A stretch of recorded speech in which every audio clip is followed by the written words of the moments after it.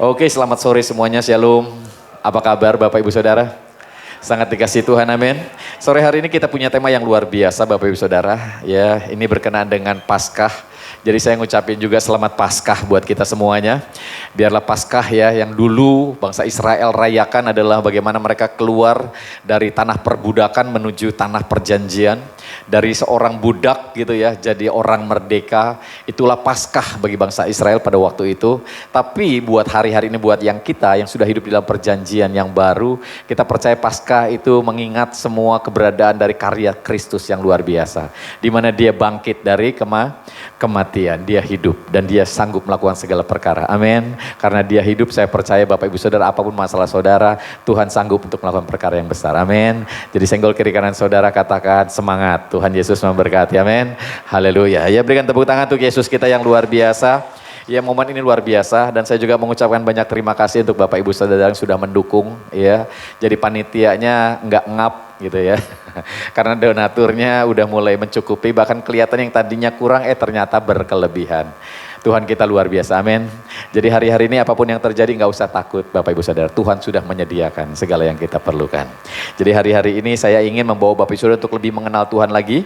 Jadi saya akan bawa Bapak Ibu Saudara dengan sebuah tema Gift of Salvation. Ya, itu hadiah sebetulnya kalau gift. Hadiah dari keselamatan. Tapi buat kita hari-hari ini bahasa ini diganti menjadi karunia keselamatan. Di mana Bapak Ibu Saudara akan bisa melihat bahwa keselamatan yang daripada Tuhan ini berdampak luar biasa buat kita. Sebagai sebuah hadiah yang Tuhan beri dalam hidup kita. Untuk supaya kita menikmati begitu banyak hal yang luar biasa. Amin. Jadi saya bawa Bapak Saudara untuk melihat ayat-ayatnya. Ya, di dalam keberadaan kebenaran firman Allah yang luar biasa ini.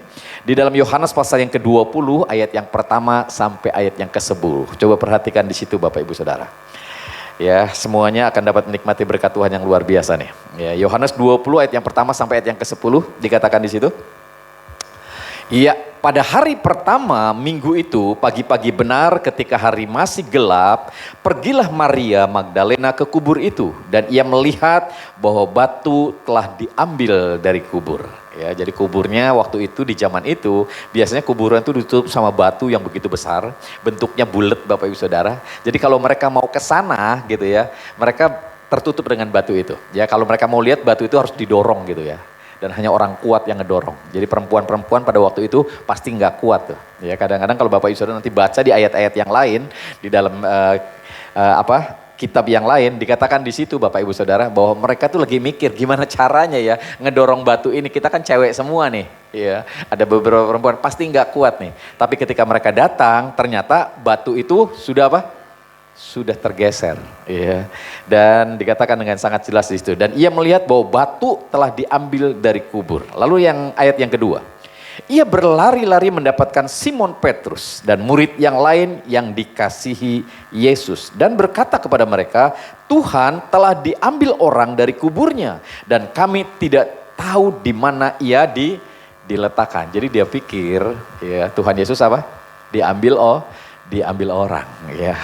Karena kuburnya udah terbuka, mayat Yesusnya udah enggak ada gitu ya. Lalu ayat yang ketiga dikatakan, maka berangkatlah Petrus dan murid yang lain itu ke kubur. Ayat yang keempat, keduanya berlari bersama-sama, tetapi murid yang lain itu berlari lebih cepat daripada Petrus, sehingga lebih dahulu sampai di kubur. Ayat yang kelima, ia menjenguk ke dalam dan melihat kain kapan terletak di tanah, akan tetapi ia tidak masuk ke dalam. Ayat yang keenam, maka datanglah Simon Petrus juga menyusul dia dan masuk ke dalam kubur itu. Ia melihat kain kapan terletak di tanah. Ayat yang ketujuh, sedang kain peluh yang tadinya ada di kepala Yesus tidak terletak dekat kain kapan itu, tetapi agak di samping di tempat yang lain dan sudah tergulung. Ayat yang ke-8, maka masuklah juga murid yang lain yang lebih dahulu sampai di kubur itu dan ia melihatnya dan percaya. Ayat yang ke-9, sebab selama itu mereka belum mengerti isi kitab suci yang mengatakan bahwa ia harus bangkit dari antara orang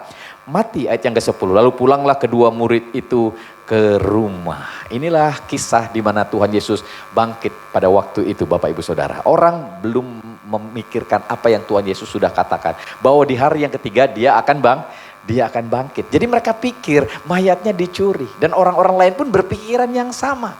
Tapi melalui kejadian ini para murid sekarang sadar dan mengenal betapa Yesus benar-benar sesuai dengan apa yang dia katakan. Bahwa di hari yang ketiga dia bangkit. Nah ini jadi sebuah poin penting buat kita Bapak Ibu Saudara, ya, bahwa hari-hari ini kesadaran ini harus ada dalam diri kita. Kita mau bersyukur kepada Tuhan atas semua karya yang luar biasa. Melalui kebangkitannya kita sadar bahwa Allah yang kita sembah bukan Allah yang mati, tapi Dia adalah Tuhan yang hidup. Amin.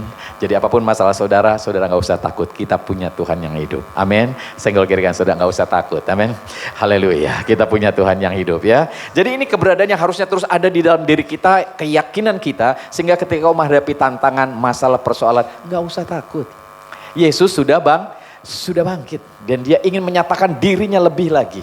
Jadi ke depan nanti kita akan membahas bagaimana Tuhan Yesus bangkit menyatakan diri kepada murid-muridnya. Bahkan mereka yang gak percaya pun dibuat percaya dengan kebangkitannya. Ini hal penting untuk kita bisa sadari hari-hari ini ya. Ini hal yang luar biasa. Nah saya hari ini ingin membawa kita untuk dapat terus dibawa mengetahui kebenaran apa yang ada di dalam firman Allah. Karena ketika saudara mengetahui kebenaran apa yang ada di dalam firman Allah, saudara benar-benar akan dapat melihat begitu banyak hal yang luar biasa. Ya. Sehingga melalui kebenaran yang saudara pahami, ini akan berdampak menambah keyakinan saudara akan siapa Tuhan kita yang luar biasa ini. Sehingga ketika tantangan datang, apapun yang datang dalam hidup saudara, saudara dipenuhi dengan keyakinan yang kuat bahwa Tuhan kita adalah Tuhan yang luar biasa. Jadi hari-hari ini penting buat kita. Nah apa sih tujuan kita di dalam mengetahui semua kebenaran yang ada ini Bapak Ibu Saudara? Satu hal yang luar biasa yang kita akan pelajari pada hari ini adalah bagaimana kita tidak lagi dibawa untuk dapat melihat tentang apa sih keselamatan yang Tuhan beri dalam hidup kita. Karena kita sudah memahami hal itu. Iya. Apa aja sih hal-hal yang sudah tercakup di dalam keselamatan itu? Jadi itu nggak perlu lagi dibahas. Kenapa? Karena itu harusnya menjadi keyakinan buat kita. Dimana ketika Yesus mati di atas kayu salib Bapak Ibu Saudara, dia menebus segala keberadaan kehidupan kita. Yang saya ingin sampaikan bahwa saudara, ya, ketika percaya kepada Tuhan, engkau sudah memperoleh kekudusannya. Amin. Iya, sehingga saudara hari ini sudah dikuduskan. Amin. Saudara sudah berkenan di hadapan Tuhan karena perkenanan Tuhan udah ada dalam kehidupan saudara. Saudara enggak lagi juga berpikir saya ini anak Tuhan apa bukan ya. Karena ketika saudara percaya kepada Tuhan, saudara ya otomatis ya tiba-tiba kok saya memahami bahwa saya sekarang adalah anak Tuhan. Ahli waris kerajaan surga. Dan itu sudah tidak lagi perlu dipelajari karena saudara sudah meyakini hal ini. Sehingga kita disadarkan dengan hal ini. Lalu apalagi? Kita ahli waris. Lalu yang lain lagi, kita ternyata sudah menjadi serupa dan segambar dengan Yesus. Amin. Kenapa kita harus mengetahui hal-hal ini saudara dan meyakini hal ini? Karena kalau enggak nanti ya hari-hari ini ada banyak orang seringkali mempertanyakan. Kalau saudara enggak yakin, saudara sudah kudus, saudara sudah berkenan, saudara sudah menjadi anak Tuhan, maka ada orang-orang di luar sana ketika bertanya sama saudara, saudara akan meragukan hal itu. Ketika Adam dan Hawa diciptakan itu dia segambar dan serupa Allah. Tapi ketika iblis datang menawarkan sesuatu, kalau kamu mau menjadi seperti Allah, makan buah ini. Itu membuat dia ragu-ragu, apakah saya udah segambar dan serupa dengan Allah apa belum? Ketika dia ragu-ragu, akhirnya dia makan. Ya, kenapa? Karena dia merasa dirinya belum serupa dan segambar dengan Allah. Seringkali ada hal-hal yang seperti ini datang dalam hidup kita yang membuat kita akhirnya tidak yakin bahwa Tuhan kita adalah Tuhan yang sudah bangkit. Bahkan di luar sana ada begitu banyak cerita bahwa Yesus tidak mati. Bahkan itu bukan Yesus. Ini jadi masalah banyak keberadaan anak-anak Tuhan. Tapi kalau Tuhan Yesus enggak mati, maka kita tidak ditebus. Justru melalui kematiannya kita ditebus Bapak Ibu Saudara. Karena dia datang untuk menebus hidup kita. Dari apa? Dari dosa. Ya, dari semua kesalahan, dari kutuk, dari begitu banyak hal yang membuat kita hari-hari ini menderita. Sehingga kita nggak keluar untuk dapat melakukan begitu banyak hal baik yang Tuhan ingin supaya kita lakukan. Kenapa? Karena kita masih terbelenggu dengan dosa yang membuat kita akhirnya ingin melakukan banyak hal-hal yang berdosa. Apa sih yang bisa dilakukan orang berdosa? Ya berbuat dosa. Nah ketika kita sekarang sudah dibenarkan, apa sih yang bisa dibuat orang benar? Ya melakukan hal-hal yang benar, amin. Jadi ini hal penting yang harusnya dipahami sama kita. Jadi ketika ada orang-orang lain di luar meragukan kondisi kita, kita mempercayai melalui karya Kristus kita sudah dibenarkan, kita sudah dikuduskan, amin. Kita sudah jadi anak-anak Tuhan. Jadi apapun yang terjadi, kita percaya dia Bapa yang baik, amin. Dia pasti akan menolong kita, ya. Jadi berikan tepuk tangan untuk Yesus kita yang luar biasa, ya. Nah ini penting untuk kita Bapak Ibu Saudara. Ini semuanya yang sudah saya sampaikan untuk Bapak Ibu Saudara jemaat di tempat ini. Sehingga saya percaya ini harusnya menjadi sebuah keyakinan yang kuat, ya. Ini hal yang penting yang harusnya kita pahami. Jadi tujuan kita di dalam mengetahui kebenaran itu sudah bukan lagi untuk mendapatkan hal-hal yang tadi saya sebutkan. Itu semuanya udah menjadi bagian dalam hidup kita.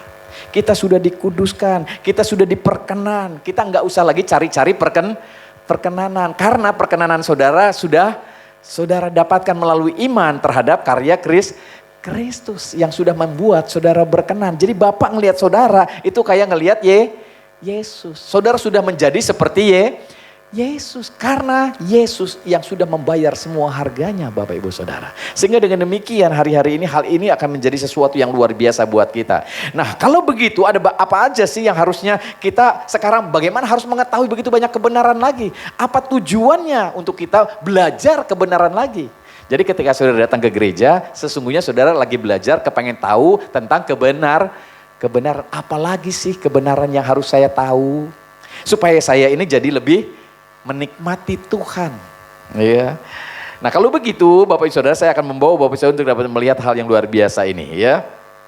Ketika Bapak Ibu Saudara percaya kepada Kristus, ya, sesungguhnya ada beberapa poin penting yang saudara akan dapatkan. Yang pertama adalah untuk mengalami bahwa ketika saudara tahu kebenaran, maka kebenaran ini akan membuat saudara mengalami begitu banyak yang namanya kepuasan, kebahagiaan. Iya, atau orang-orang yang bisa mengatakan damai sejahtera, sukacita. Iya, karena ketika orang menerima Yesus sebagai Tuhan dan Juru Selamat, itu sesungguhnya dari hatinya timbul apa? Sukacita. Nah ini yang penting buat kita. Untuk mengalami kebahagiaan, kepuasan, untuk supaya kita menyadari bahwa inilah hal-hal yang harusnya kita pahami. Ketika seseorang menerima Yesus sebagai Tuhan dan Juru Selamat, tanpa disadari sebenarnya di dalam hatinya muncul sukacita. Amin. Dan ini akan membuat Bapak Ibu Saudara apapun yang kau alami, ya, apapun hal-hal yang saudara gumuli, saudara tidak akan lagi kehilangan sukacita. Sukacita saudara akan memberikan kekuatan. Saudara punya duit banyak, sukacita. Enggak punya duit banyak, sukacita. Amin. Iya, saudara hari-hari ini punya teman banyak, sukacita. Enggak punya teman, sukacita. Ya, saudara dagangannya laku, puji Tuhan. Enggak laku dagangannya, puji Tuhan juga, amin. Masa puji hantu, ya kan gitu ya. Puji Tuhan juga, kenapa? Karena ternyata ketika saudara menerima Yesus sebagai Tuhan, sukacita ini ada dalam diri kita. Sangat bergairah kita, wow luar biasa ya. Kita udah diangkat jadi anaknya. Ya kita udah diselamatkan, mati masuk surga. Perjalanan hidup saudara disertai Tuhan. Enggak usah khawatir lagi dengan begitu banyak hal. Kenapa? Karena kita percaya Tuhan akan menolong kita. Iya. Lalu apa yang terjadi Bapak Ibu Saudara selanjutnya untuk menjadikan kita sebagai orang-orang Kristen yang akhirnya berbuah. Ketika saudara mendengar, mendapatkan pengenalan akan Kristus, akan kebenaran yang lebih banyak lagi, ternyata tanpa disadari itu mendatangkan lebih banyak sukacita, kebahagiaan. Yang kedua, saudara akan berbuah lebih banyak lagi untuk menjadi berkat buat banyak orang. Amin. Karena saya melihat Bapak Ibu Saudara ada banyak orang hari-hari ini ketika mereka belum mengenal kebenaran, seringkali akhirnya yang tadinya menerima Yesus sukacita ketika tantangan datang, persoalan datang, dia jadi apa? Enggak bersukacita lagi. Ya, harusnya dia tetap penuh dengan sukacita. Kenapa? Karena ternyata ada banyak cerita, ada banyak keadaan yang membuat dia seakan-akan dia tidak mendapatkan sukacita. Mereka berjalan di dalam perasaan mereka. Padahal perasaan adalah situasi yang up and down. Naik turun. Ya, ngelihat tokonya rame, wah sukacita. Ngelihat tokonya sepi kira-kira duka cita, ya kan begitu. Padahal enggak gitu juga. Karena itu ada waktunya. Karena Tuhan kita adalah Tuhan yang luar biasa. Amin. Jadi kita harusnya tetap sukacita. Nah kadang-kadang Bapak Ibu Saudara ini tiba-tiba bisa hilang begitu saja. Karena tanpa sadar kita mengandalkan perasaan. Harusnya kita mengandalkan pengetahuan tentang kebenaran ini. Ya, ketika saudara menyadari tentang kebenaran Kristus, bahwa apapun yang terjadi kita percaya Allah turut bekerja untuk mendatangkan kebaikan. Jadi kalau lagi sepi, lagi nganggur, puji Tuhan bisa belajar baca Alkitab. Amin. Iya, karena kalau lagi rame enggak bisa. Iya. Atau mungkin saudara pas lagi nganggur bisa tidur lebih nyenyak. Amin. Amin. Iya, ini mah malah ngegurutunya lebih banyak. Kan repot saudara. Harusnya lebih banyak istirahat. Kalau lagi sibuk ya sibuk. Puji Tuhan. Capek juga enggak kerasa saudara. Iya, kenapa? Karena duitnya banyak ya kan gitu ya. Enggak masalah. Tapi ketika sepi, ketika lagi enggak ada job, enggak ada kerjaan, kita juga tetap sukacita. Ini semuanya ketika saudara memahami kebenaran bahwa Tuhan turut bekerja dalam hidup saudara, bahwa Tuhan menyertai usaha saudara, keluarga saudara, pekerjaan saudara. Jadi enggak usah takut. Jadi sekali lagi senggol keringat sana, enggak usah takut. Amin. Tetap sukacita, amin. Karena Allah kita luar biasa ya. Berikan tepuk tangan untuk Yesus kita yang luar biasa ya. Kadang-kadang tanpa disadari ya, suatu ketika ada satu keluarga, bapaknya lagi mau bawa nih ya keluarga ini ke supermarket. Senang nggak ke supermarket? Senang ya, apalagi supermarketnya gede kalau sekarang kan, bawa roda gitu, anaknya 2 gitu kan. Wah, anaknya senang banget. Ya, dia comot sini, comot sana, ya kan gitu. Wah, senang banget ya belanja gitu ya. Ada snack ini, ada snack itu. Sukacita nggak? Sukacita ya, senang kalau ke supermarket, ya kan begitu. Ya, bapaknya senang, anaknya senang. Tapi yang di belakang emaknya kira-kira gimana? Enak aja main comot sana, comot sini, ya kan gitu. Duitnya dari mana katanya begitu tuh. Ternyata orang Kristen ada yang enggak sukacita. Karena dia berpikir tentang hal yang berbeda. Tapi bapaknya akan berpikir hal yang berbeda. Kalau nanti uangnya udah habis pun Tuhan akan kirim lagi. Iya dong ya, tetap bersukacita, amin. Iya, senggol keringan saudara, udah jangan cemas gitu loh ya. Tuhan sudah menyediakan segala yang kita perlukan, amin. Kasih tepuk tangan untuk Allah kita yang luar biasa ya. Jadi kadang-kadang kita sebagai anak-anak Tuhan tuh kurang sukacita saudara. Ya, kurang berbahagia, padahal ini yang harusnya kita alami. Mengalami kebahagiaan, kepuasan sebagai orang Kristen, orang-orang percaya. Ya, kenapa? Karena kita tahu kebenarannya bahwa Yesus mati di atas kayu salib untuk menebus hidup kita dari dosa, dari kesengsaraan, dari kemiskinan, dari kutuk, ya, supaya kita diselamatkan hari ini.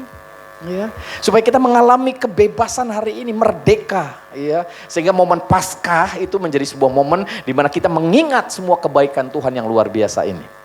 Jadi Bapak Ibu Saudara nggak usah takut lagi dalam perjalanan hidup ini, amin. Pergumulan selalu ada, tantangan selalu ada, masalah selalu ada, tapi Tuhan juga selalu ada menyertai kita, amin. Jadi nggak usah takut Bapak Ibu Saudara. Nah selanjutnya Bapak Ibu Saudara, kita belajar pengetahuan kebenaran ini untuk apa sih? Untuk menjadikan kita sebagai orang-orang Kristen yang berbuah. Ya, ketika saudara hari-hari ini menjalani perjalanan hidup saudara penuh dengan begitu banyak kebaikan, maka saudara juga harus menyalurkan kebaikan. Iya, sebelum kita memahami tentang semua ini, kadang-kadang saya ingin sampaikan sebuah poin penting Bapak Ibu Saudara. Ya, dikatakan di sini, jika iblis tidak bisa menghindarkan kita dari menjadi orang percaya kepada Yesus Kristus dan diselamatkan, maka setidaknya dia akan menghindarkan kita dari menjadi orang-orang percaya yang mengetahui kebenaran. Ya. Dengan demikian menghindarkan kita dari menjadi orang berbahagia dan menjadi orang Kristen yang berbuah. Jadi kalau Tuhan udah menyelamatkan kita dan kita sadar sudah diselamatkan, iblis akan mengganggu kita untuk menjadi orang-orang Kristen yang berbuah. Ada banyak kita orang Kristen hari-hari ini tidak menyatakan kebaikan Tuhan, yang tidak menyatakan kemurahan Tuhan. Kenapa? Karena tanpa sadar ada gangguan ya yang membuat kita hari-hari ini tidak menghasilkan buah sebagaimana yang diharapkan, saudara. Iya. Ini poinnya, ya, ada begitu banyak hal orang akhirnya mengalami begitu banyak hal yang tidak mereka pahami. Dan Tuhan ingin supaya kita menjalani sebuah keberadaan yang luar biasa, menjadi orang Kristen yang efektif, berbuah, menjadi berkat bagi banyak orang. Ini penting, ya. Kenapa? Karena kalau saudara nggak tahu pengetahuan tentang kebenaran, kadang-kadang saya kasih contoh, misalnya memberi. Iya, orang-orang tahu memberi itu baik, amin. Iya, tapi kadang-kadang ada hal yang nggak baiknya, di mana memberi hanya untuk dipuji. Ya, baik apa buruk? Buruk, padahal dia memberi. Yang kedua, kadang-kadang ada memberi yang lebih baik lagi, saudara. Ya, memberi seperti untuk siapa? Untuk Tuhan. Artinya apa? Ketika kita memberi, kita mengharapkan balasan dari mana? Dari Tuhan. Itu juga kurang baik. Kenapa? Karena memberi kita enggak tulus. Karena kita memberi mengharapkan diberi. Tapi yang lebih baik lagi Bapak Saudara. Iya. Saudara memberi karena saudara percaya. Saudara sudah diberi oleh Tuhan. Amin. Jadi saudara memberi karena kita udah diberkati. Makanya kita bisa memberi. Kalau kita enggak diberkati bisa memberi? Enggak. Iya. Kita akan terpaksa memberinya. Ayo beri supaya Tuhan beri. Nah kita berinya dengan terpaksa. Tapi kalau saudara sadar saya sudah diberi oleh Tuhan. Saya sudah diberkati oleh Tuhan. Makanya saya sanggup memberi. Amin. Itu pemberian yang tulus. Amin. Iya, jadi saya kira saudara memberi dengan tulus. Amin. Haleluya. Karena kita sudah diberi. Amin. Iya, nah ini hal-hal penting yang harus kita pahami. Menjadi orang Kristen yang berbuah. Menjadi berkat buat orang lain. Orang lain bahagia, kita ikut bahagia. Amin. Ini mah orang lain bahagia, kita ikut nangis. Ya kan begitu. Jalan-jalan melulu nggak ngajak gua, katanya gitu. Iya kan gitu. Ngiri, ntar gua jalan juga sama yang lain, katanya gitu. Iya. Akhirnya Pak iri-iri saudara. Ini masalah. Amin. Iya, kalau pas nggak diajak mah puji Tuhan. Amin. Ya kemarin saya reuni sama teman-teman lama. Udah lama deh, 20 tahun, 30 tahun gak ketemu. Teman-teman pelayanan. Saya dulu jadi ketua kaum muda di sebuah gereja, saudara ya. Mungkin itu juga gara-gara kepaksa juga kali ya. Ya, karena saya mau ngejar-ngejar istri saya. Ya kan gitu ya. Enggak juga sih, karena Tuhan punya rencana. Jadi ketika itu saya jadi ketua kaum muda di situ dan sekarang kumpul lagi udah hampir 30 tahun gak ketemu sama mereka. Ketika ketemu, wah ceritanya banyak, seru gitu ya, luar biasa. Dan ya tahukah saudara, saya rindu jadi berkat. Saya ingin menyampaikan tentang Injil kasih karunia sama mereka. Jadi ketika itu ada kebaktian. Saya juga kaget, reuni ada kebaktian ya. Jadi kita kebaktian dulu ya. Puji Tuhan dulu. Setelah itu ya pemimpin pujiannya berdoa. Ya kita akan mendengarkan firman Allah melalui hambanya bla bla bla. Amin ya. Saya persilakan ya Pak Cepi itu. Lah kok saya gitu. Saya nggak dikasih tahu, saya disuruh khotbah, ya kan begitu. Saya suruh share, lalu saya share firman Tuhan. Lalu saya pertama kali ngomong gini, ya nanti kalau saya share firman Tuhan, jangan marah, jangan sedih, jangan nyalahin karena saya mau bawain Injil kasih karunia. Saya ajarin tentang Injil kasih karunia, bagaimana kamu diselamatkan bukan karena usaha kamu, tapi karena usaha siapa? Yesus. Ya, saya sampaikan begitu banyak sampai udah selesai, amin. Wah, tanya jawab dimulai, ya udah beres, makan. Ya, lalu ada seseorang yang di situ yang ngomong sama saya. Dia bisikin gini, Pak, ngedenger tadi khotbahnya, ya kan gitu.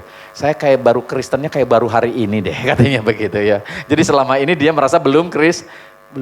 Karena dia berusaha untuk mencintai Tuhan, berusaha untuk baik sama Tuhan supaya diterima sama Tuhan. Padahal dia sudah. Yesus mati buat siapa? Buat saudara. Amin. Dia mati buat kita. Jadi ternyata kita tuh sudah dicintai. Saya berusaha untuk berkenan, padahal kita sudah berkenan, dan berkenan kita bukan karena usaha kita, tapi karena usaha siapa?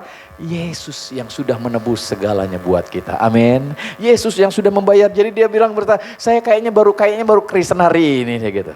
Ya kalau kayak gitu kita cari air, kita baptis kamu deh ya, sambil bercanda Bapak Ibu Saudara.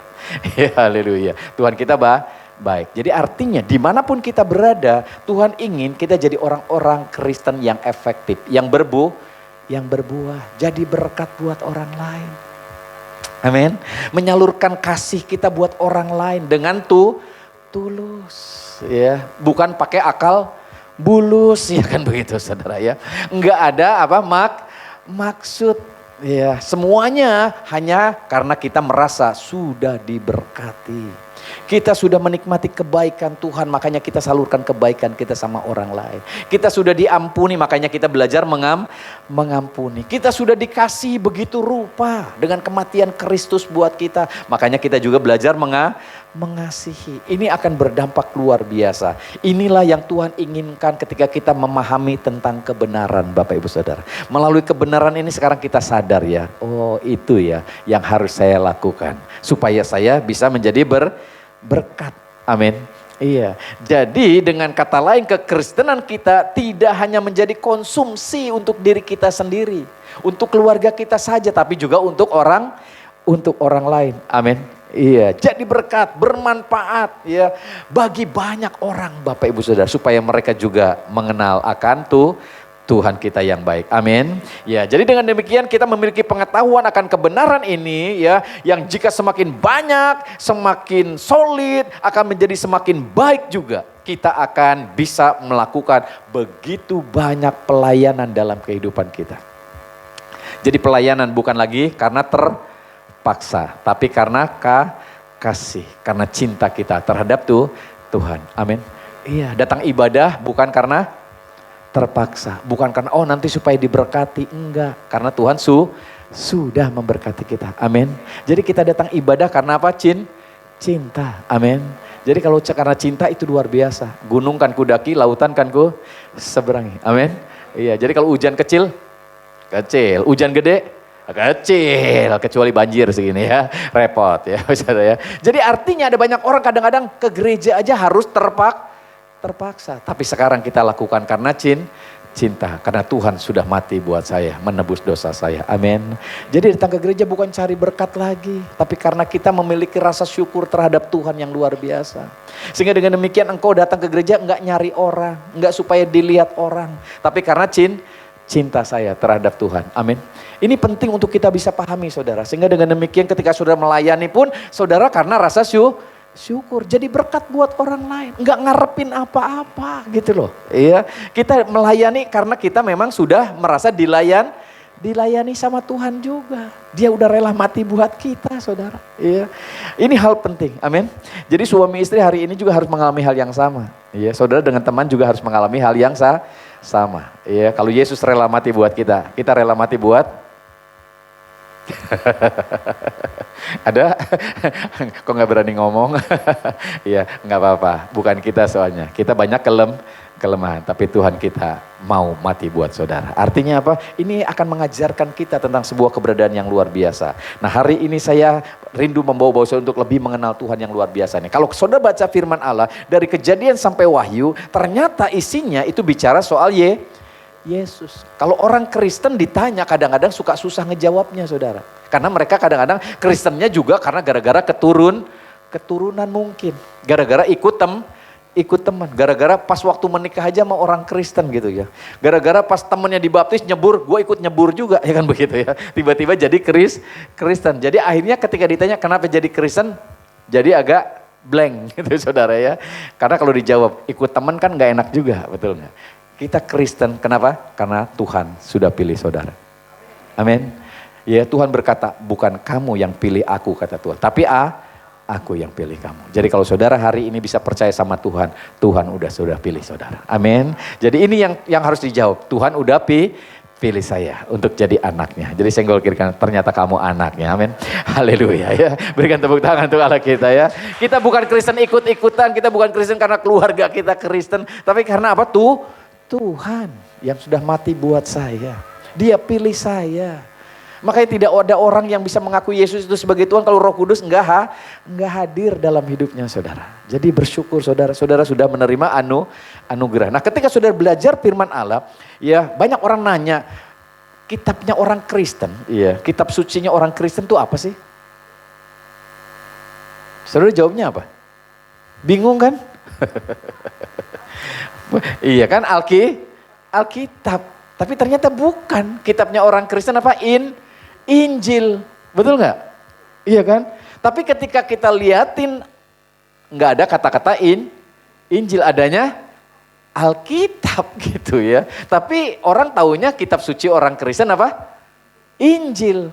Tapi ketika diliatin, kok Alkitab ini mah Injilnya mana? Gitu. Pas dilihat perjanjian lama, perjanjian baru, nggak ada Injilnya saudara. Gitu. Iya.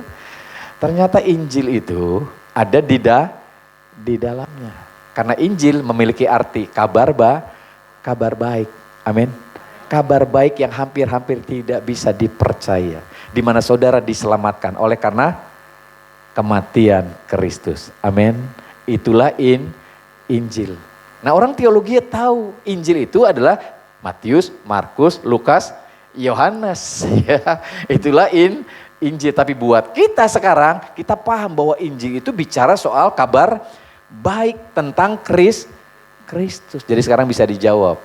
Ya, kitab suci orang Kristen apa? Injil. Di mana? Ada di dalam Alkitab. Amin. Iya. Nah, ini kebenarannya saudara harus pahami bahwa Injil itu kabar baik tentang kematian Kristus menebus kita. Kabar baik di mana dia sudah melakukan sesuatu yang luar biasa buat kita. Jadi kita sekarang menggemakan hal-hal baik yang Tuhan sudah kerjakan. Supaya banyak orang mendengar Injil, kabar baik ini. Nah, kalau saudara mendengar kabar baik, harusnya penuh dengan kelegaan. Karena Tuhan berkata, marilah kepadaku semua yang letih, lesu dan berbeban berat. Aku akan memberikan apa? Kelegaan. Amin. Jadi kalau jadi orang Kristen tuh, tantangan datang, pergumulan datang, tapi hatinya tetap apa? Penuh dengan kelegaan. Karena kita percaya ada Tuhan di tengah-tengah hidup kita. Amin. Dia akan selalu menyertai kita, dia akan selalu menolong kita. Jadi ketika kita belajar akan kebenaran firman Allah, semakin kita ngerti ya. Gitu. Pengetahuan kebenaran ini luar biasa. Nah, ketika kita baca Injil dari Kejadian sampai Wahyu, Bapak Ibu Saudara, harusnya saudara bisa membaca di mana ada Yesusnya di situ. Amin. Supaya jangan kita salah di dalam mengajarkan kepada banyak orang.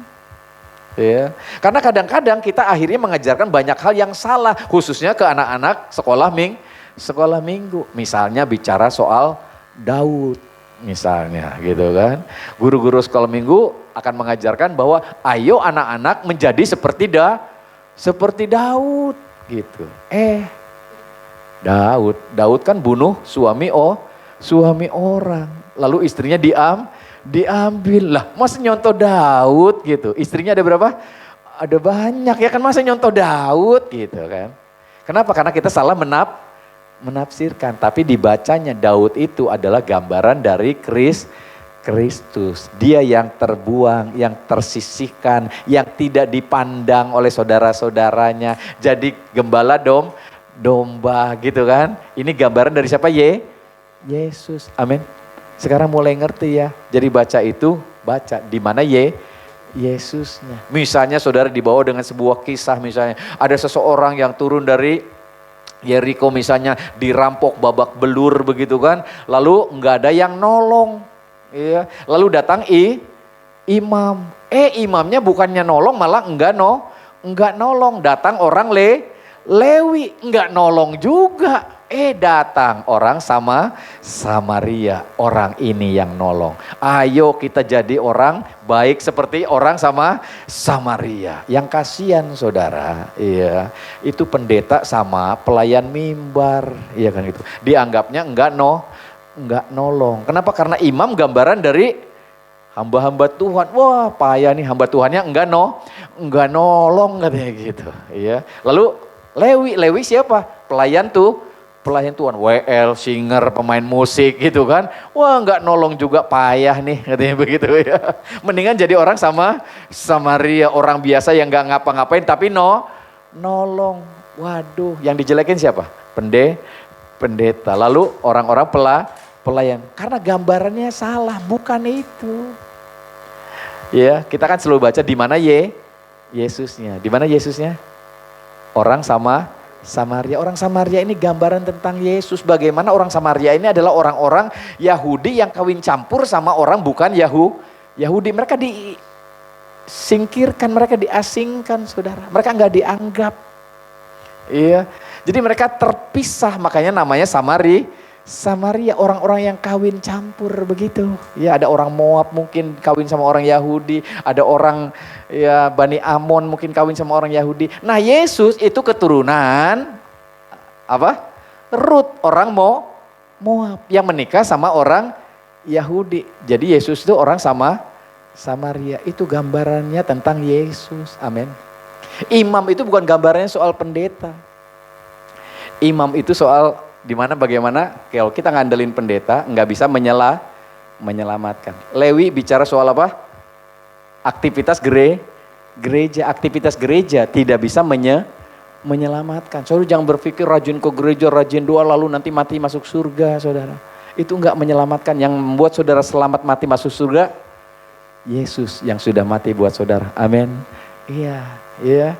Jadi yang ternyata yang menyelamatkan hanya Yesus. Orang Samaria gambaran Yesus. Mulai paham, amin. Amin. Mulai mengenal ya kebenaran firman Allah melalui Alkitab ini. Lalu orang Samaria ini membawa orang yang terluka ini ya kemana? Ya ke sebuah tempat di situ ya. Dan sebut tempat itu adalah gereja. Di mana orang-orang yang terluka ada di situ. Amin. Jadi gereja isinya orang-orang yang iya dong. Jadi kalau saudara nyari orang sempurna di gereja, kira-kira gimana? Ya, jangan kaget kalau saudara ketemu orang di gereja, kok cumil banget sih? Iya, itu masih orang yang terluka. Kalau ada orang gereja masih banyak yang gak benar, ya itu karena gereja. Makanya di gereja banyak orang yang seperti itu, lalu disembuhkan. Amin. Iya, ketika kita sudah disembuhkan, kita juga nolong orang lain. Jadi kalau nyari orang sempurna di gereja, kita ketemu gak?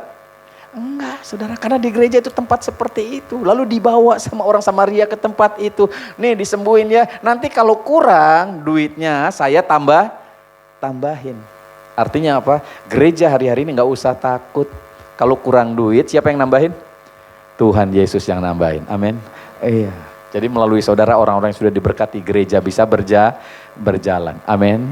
Iya, jadi senggol kiri kanan saudara, enggak usah takut, ya kan begitu. Tuhan kita luar biasa. Ya berikan tepuk tangan untuk Yesus kita yang luar biasa ya. Jadi melalui pemahaman firman Allah ini kita bisa dibawa untuk mengenal kebenaran. Yang membuat kita yakin ternyata hanya Yesus yang bisa untuk menyelamatkan kita, menyembuhkan kita, menolong kita untuk dapat mengalami begitu banyak hal yang luar biasa.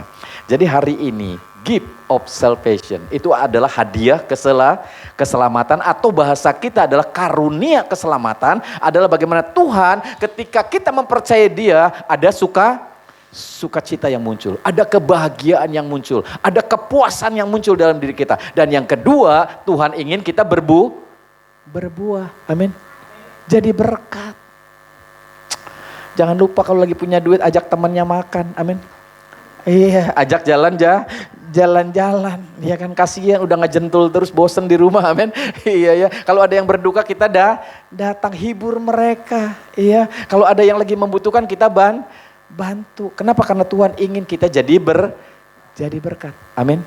Iya, bukan untuk sombong-sombongan, bukan untuk tonjol-tonjolan, tapi untuk apa? Untuk saling menjadi berkat, membantu satu sama lain, saling mendukung, menasehati, menolong Bapak Ibu Saudara. Karena saya percaya ini yang Tuhan kehendaki buat kita.